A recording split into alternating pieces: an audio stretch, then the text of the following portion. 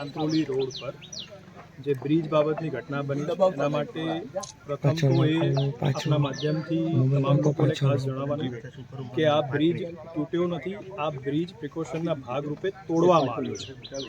છેલ્લા 5-6 દિવસથી સમગ્ર જિલ્લામાં માનનીય મુખ્યમંત્રીશ્રીની સૂચના મુજબ આપણે તમામ જે બ્રિજ છે એનું ઇન્સ્પેક્શન હાથ ધર્યું છે।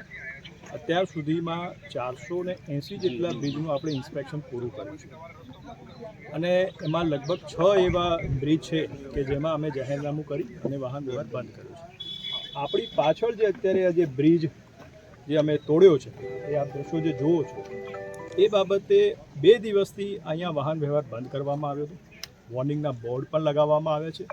આજુબાજુના જેટલા સરપંચ છે એ લોકોને પણ જાણ કરવામાં આવી છે। ઘણા સરપંચોએ મને અહીંયા જણાવ્યું કે સાહેબ છેલ્લા 2-3 દિવસથી અમને આની જાણકારી હતી કે કામગીરી આ રીતે કરવાની છે, એટલે અમે જે ઓલ્ટરનેટ રસ્તાઓ છે એના મારફતે પસાર થતા હતા। આ જે બ્રિજ છે એને ગઈકાલે એને અમે પ્રિકોશનના ભાગરૂપે એને જેસીબી વગેરે મંગાવી અને તોડવાની કામગીરી શરૂ કરી। વિડીયોમાં જે લોકો આપ દેખો છો કે અંદર પડ્યા છે એના બાબતે જણાવું કે લોકો જે છે ગામમાં જ્યારે આ બ્રિજ તોડવાની કામગીરી શરૂ હતી એ દરમિયાન ઉત્સુકતાવશ અહીંયા જોવા આવ્યા હતા। અમારા જે એસઓ હતા, એન્જિનિયર હતા, એમને લગભગ 3 થી 4 વાર વોર્નિંગ પણ આપી હતી કે ભાઈ આ બ્રિજ તૂટવાની કામગીરી ચાલુ છે, કોઈને ઈજા ન થાય એના માટે આપ પાછળ ખેંચી જાઓ, પણ અનફોર્ચ્યુનેટલી એ લોકો ત્યાં ઊભા રહ્યા અને જ્યારે એક સ્લેબ એનો તોડ્યો ત્યારે જેસીબી છે એનું બેલેન્સ થોડું ગડબડાયું અને જે લોકો ઊભા હતા એના બેલેન્સ ગડબડાવાના લીધે એ લોકો અંદર પણ સદનસીબે આ ઘટનામાં કોઈ જાનહાનિ નથી, કોઈ ઇન્જરી નથી।